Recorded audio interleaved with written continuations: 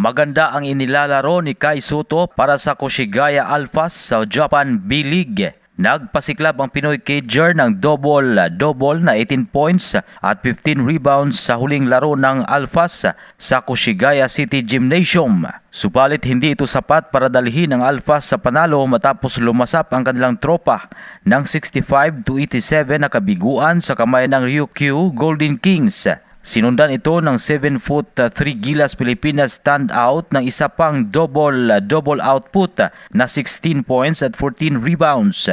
Ngunit kapos pa rin ito ng umani ang Alphas ng 59-87 na pagyuko sa parehong team.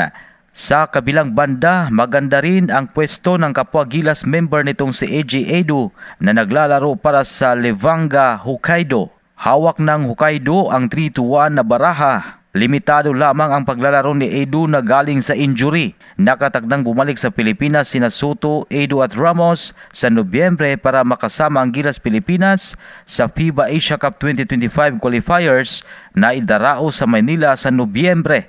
Unang makakaharap ng Gilas ang New Zealand sa November 21, Samoa sa Pasay City, kasunod ang Hong Kong sa November 24 sa parehong venue. Yan ang Balitang Sports. Ito si Ray Tampos para sa Radyo Alternatibo Balita Nationwide.